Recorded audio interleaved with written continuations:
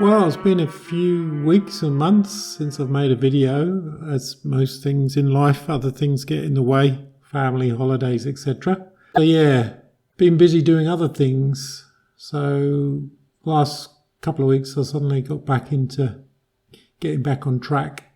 We last left the bike with the front end rebuilt with the wheel and front suspension. So now to make it stable, we've got to get the rear wheel in, and the rear wheel will need the swing arm. So it's pretty good condition. It's just messy, covered in oil and grit.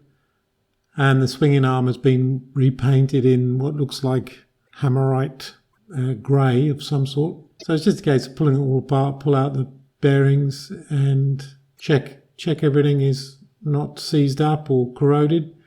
Maybe replace a few seals. And also the main one is I treated myself to a new rear suspension unit.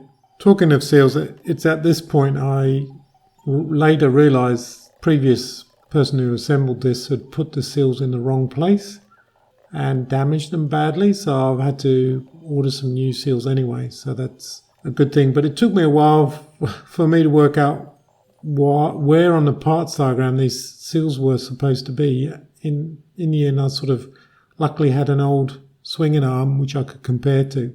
As always, it's good to partially reassemble everything so you can sort of remember how things go back together. So I've had a good look at the bearings, or bush, in this case bushes. These are Nieder roller bearings, and looking at the shaft that came out, it's pretty immaculate. There's hardly any wear at all on these and no corrosion. Same for in here. Probably can't see it too well, but these are actually, I haven't washed them out yet, but they're actually quite good condition. Again, no corrosion, they look fine, so I'm not going to bother pulling them out. Same for here. These are just a plain bush. This is where the link arms join up, and they look fine as well. Same for this part, there's no corrosion. I mean, given the age, they're beginning to let go a little bit, but there's hardly any play in them at all. They're quite solid, so a little bit of movement, but I'm not going to bother given the age of this bike. It's fine. So yeah, we'll leave everything in place, but it does mean I need to blank these off. So when we're stripping it down and painting it, we don't want any paint getting in here. So I'm going to make up some plugs for that. So next job, yeah, I'll make up some blanks, and then we can get this crappy paint off, strip it back to the metal. These are steel, not aluminium, so I'll need spraying back to silver. So I just sprayed up the swing arm with primer. A couple of what I did is I actually put edge primer on it. You don't really need to do it on steel, but I'll put that on first, and then a couple of coats of high build primer. So that's all done, and a few of the other bits and bobs, the backing plates for the adjusters. Yeah, so I'll let that dry off, and then we'll put the silver on tomorrow. So a little bit more home plating. You can see the comparison between the I think this is the suspension main swing arm pivot bolt that goes in the frame. That's the rear axle. You can see there's sort of like before and after finish you can get if you're a bit patient. So yeah, just got to go through all the other bits and bobs and get them all nicely shiny. I've got the parts all painted up. You can see these are the blanking plates that I put in the various places, and also helps to hang it up when I spray it. I'll do that. So the gloss has come up well.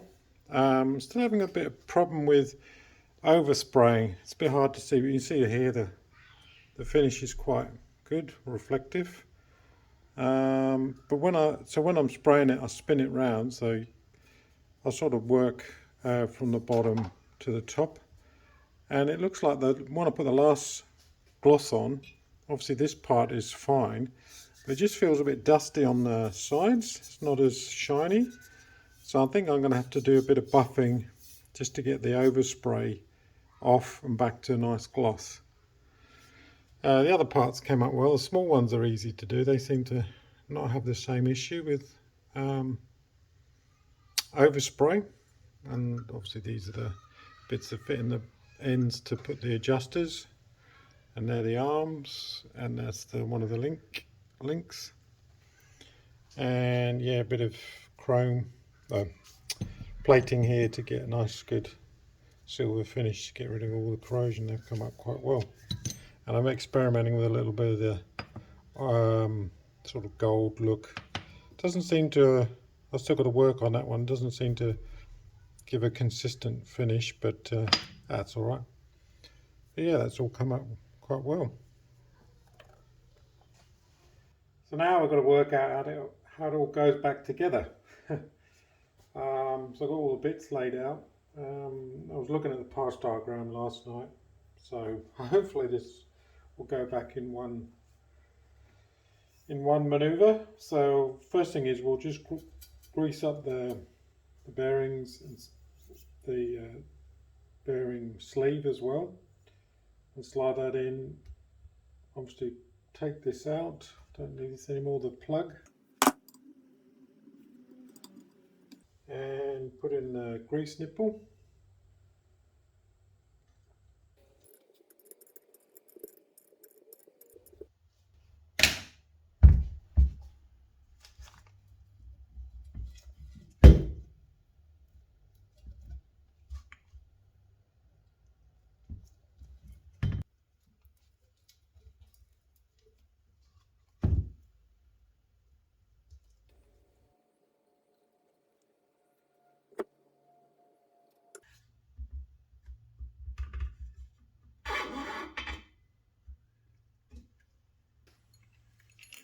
So now we just put the end caps on.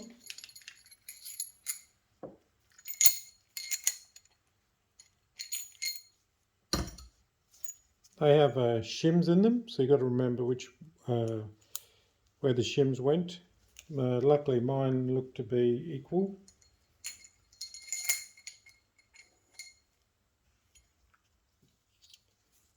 So just one either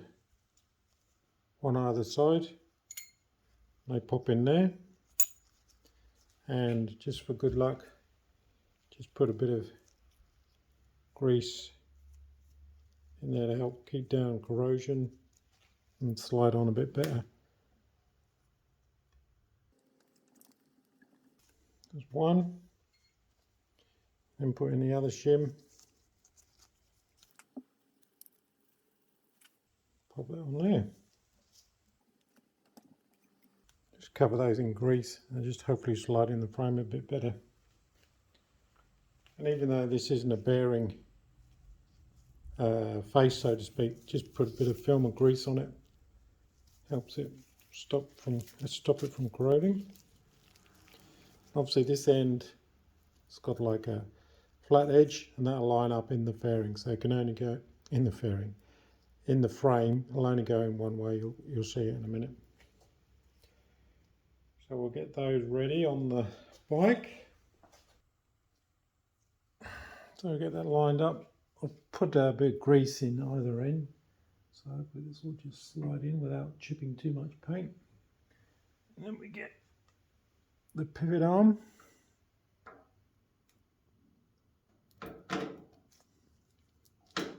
Wiggle that in there.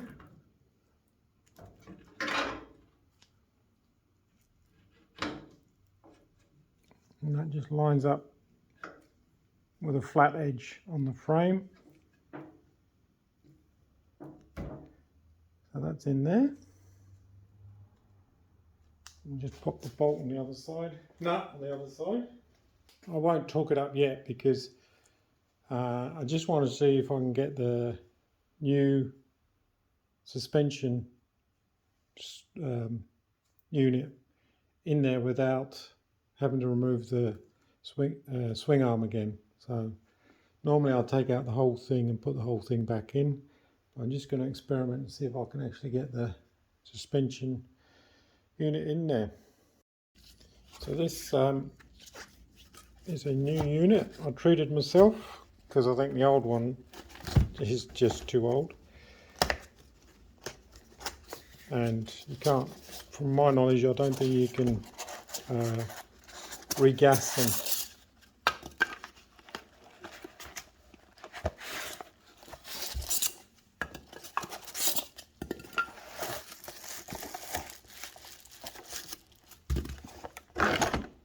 There we go. Nice new unit.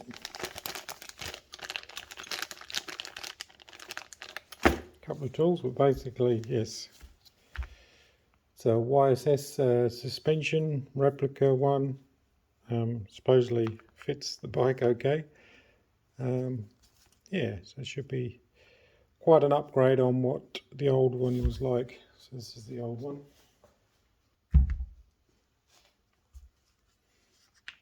Probably don't need the, there is a little bearing that goes in there. Yeah, so that was originally in the old unit. This, I suppose, sleeve has a bearing face, and then the bolt would go through there. And it's not needed on this one. The bolt can go straight into the unit itself. Makes things a bit easier, so that's no longer needed. Okay, so we've got a slight problem.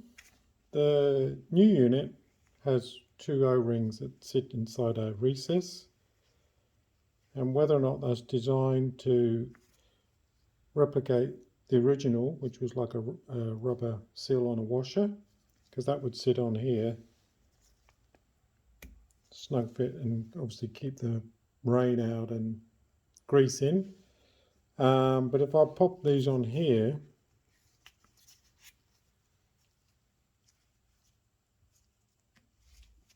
and they fit okay, the overall width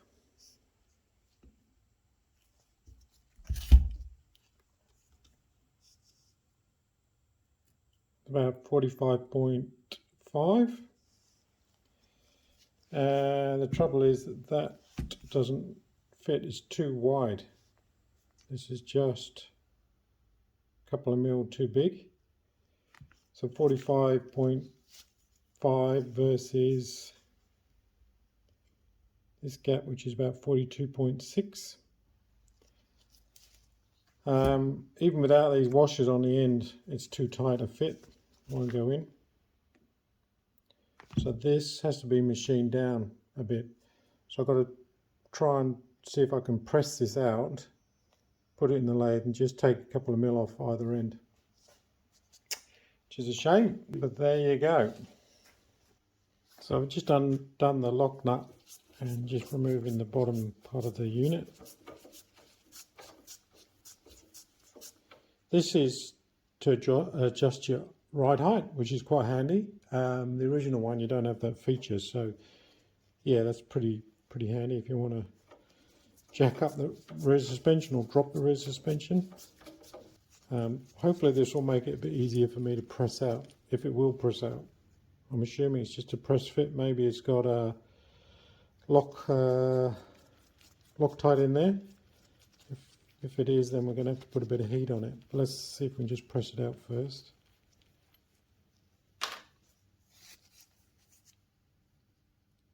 Looks like it's got a shoulder on that just in there that I can see.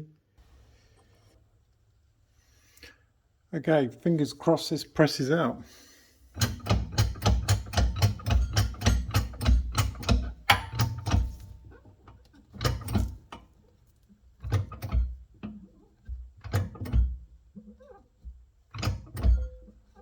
Nah.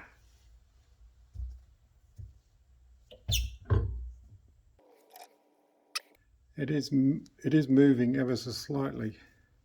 And looking at that, I made a mistake. If we look at the outside diameter, it's at 25.8.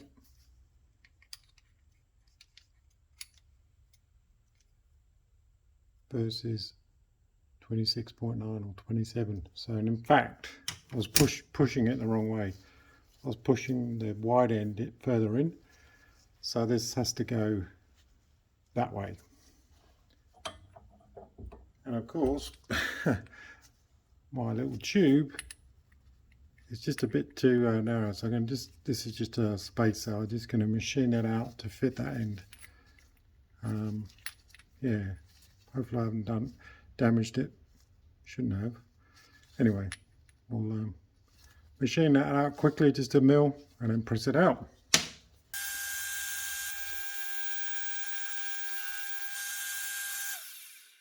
Okay, let's try again with the right way round. That's the first bit. Now I've got to find something just to push it through the rest. Nearly there. You can see the step that sits in there, probably for alignment. Sorry, you can see the step sits in there, and it's probably just for alignment. So I've got to find something now that will just finish pushing it out the rest.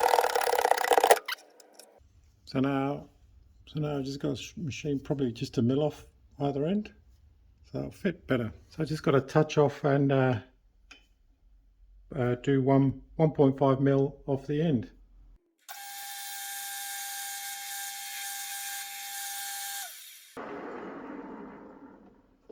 Now that I have a nasty burr on that, so we just remove the burr. Okay, measured that up, taking the ends off, and now that's just a snug fit between the gap now. I'll still use these two O-rings, I'll put them inside, doesn't do any harm. At least it sort of keeps it original now. So now I just got to press that bushing back in. Done.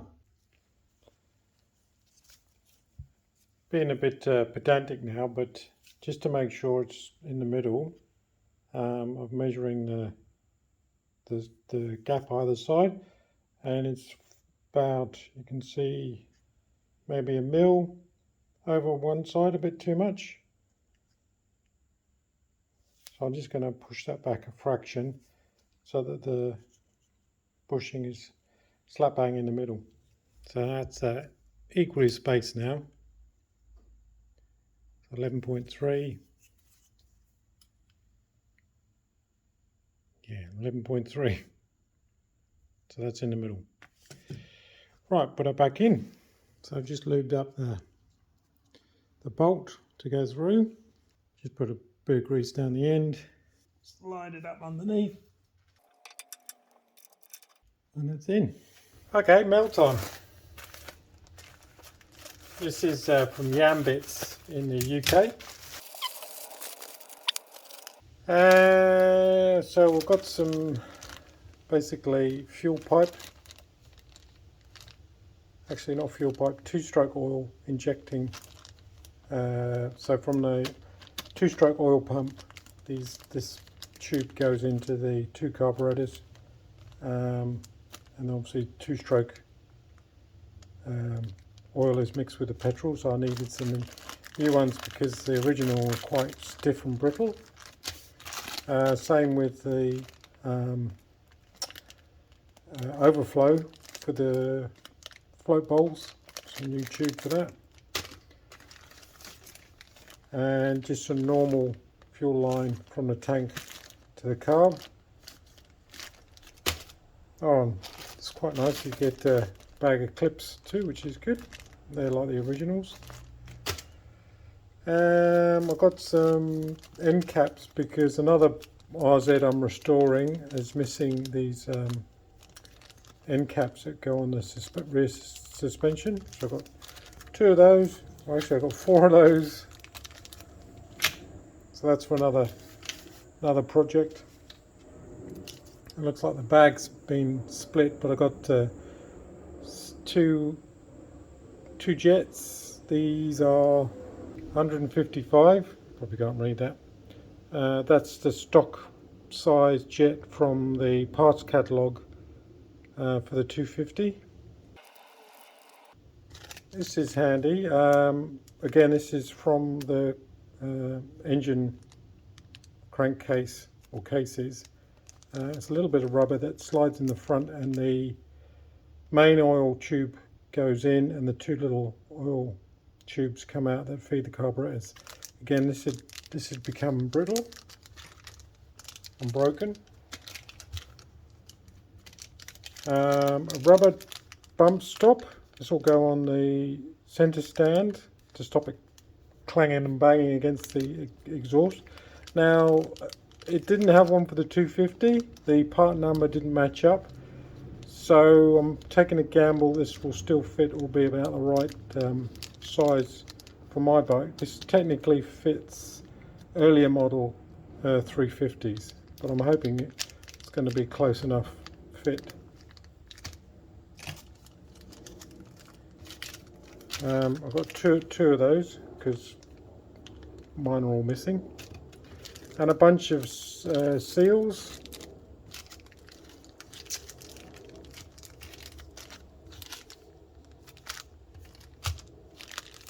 These seals will go in the swing arm. These are where the I suppose the joining pivot arms go.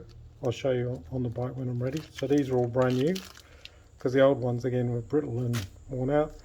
And these are a replacement actually for this. It's the same part number, so I'll be interested to see if this is actually a good fit, but it looks quite different to me, so I'm going to investigate that, because these are really quite hard and falling apart. So hopefully it's the same part number, but it's obviously quite different. See if it fits. So I've got to fit, I suppose you call it a lower dog bone or link, and that has to fit in just above the center stand in there. So we've got basically this inner bush, I suppose, will roll in there, so that needs to be greased up.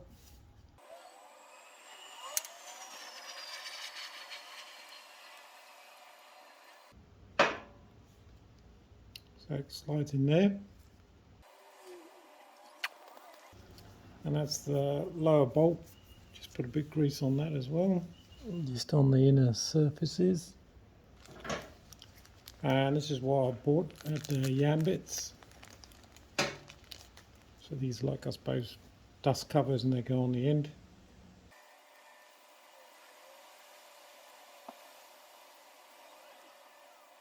Quite a tight fit. So there's a seal in the edge. That's why you need them. There's a rubber seal inside. You can see on that one. So that has to snap over the top of this edge here. So it's a bit of a fiddle.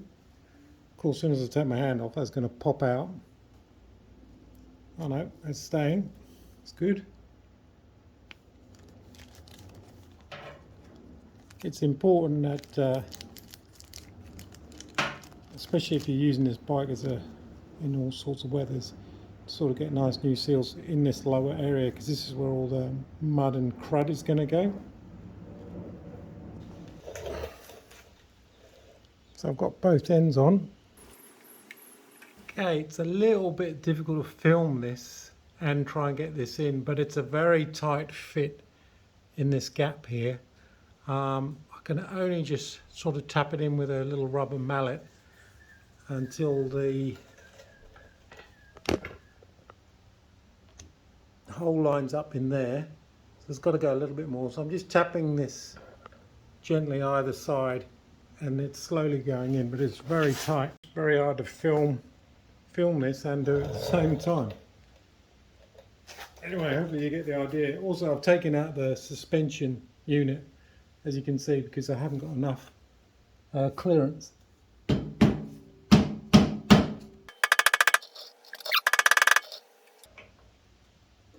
Yep, nearly there.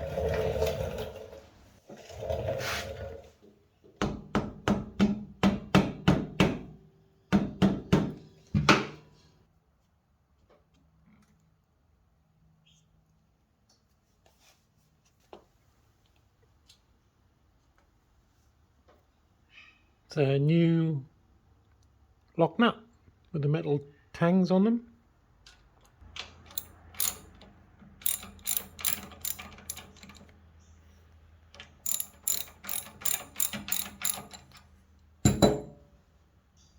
So that's in there now. So obviously a nice snug fit, but it's not sticking, so it's nice and rigid and there's no play in it. So now I can drop the suspension back through the top here, suspension unit, and then we can connect in the arms.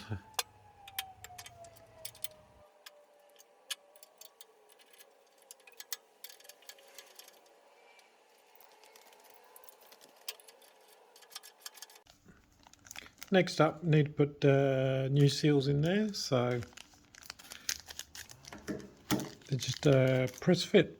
Obviously they've got a spring on one side, so that goes inside, and the plain side of the seal goes on the outside. They just press in.